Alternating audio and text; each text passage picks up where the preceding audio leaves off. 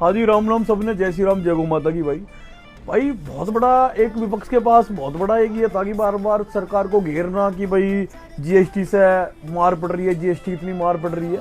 मैंने पहले भी एक वीडियो डाली थी जीएसटी पर, मैंने बताया था कि भाई कुछ चीज़ें जो जीएसटी जो हटा दी गई है, हेल्थ इंश्योरेंस हो, चाहे फिर वो खाद्य पदार्थ हो, या फिर आपका क्या बोलते हैं भाई जो घर का सामान आता है वो सारी चीज़ें हो, मेडिकल हो और ऑटोमोबाइल हो, या आपके जो भी फ़ोन वगैरह हो गए, सारी इन चीज़ों से जीएसटी भाई बहुत कम कर दी गई है। अब मैं बताना चाहता हूँ कि भाई अभी हमने अपनी गाड़ी का इंश्योरेंस कराया था, हमें उस गाड़ी के इंश्योरेंस में 8,000 की बचत मिली। दूसरा, अभी एक भाई है हमारे साथ, हमने उसे गाड़ी दिला के लाए थे 15 सीसी में, इसमें भाई हमें छूट कम से कम 70,000 रुपये की छूट मिल गई। बताओ, मतलब पहले 70,000 रुपये एक्स्ट्रा देने पड़ते थे और वही 70,000 रुपये कम देने पड़ रहे हैं।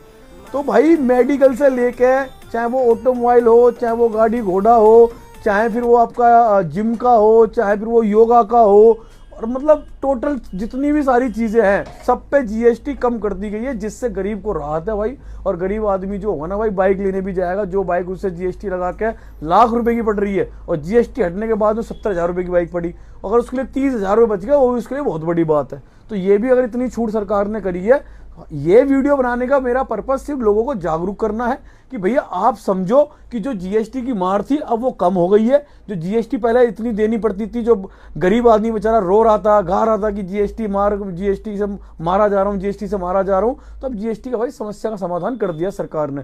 मैं ये जानता हूँ, देखो सरकार की अगर खमियां हो तो उन पर आलोचना करनी चाहिए सरकारी कमियों पे, लेकिन कोई सरकार अच्छा काम कर रही है तो हमें उसकी तारीफ भी करनी चाहिए, सराहना भी करनी चाहिए। और विपक्ष को कोई मौका है नहीं बोलने का जीएसटी पे।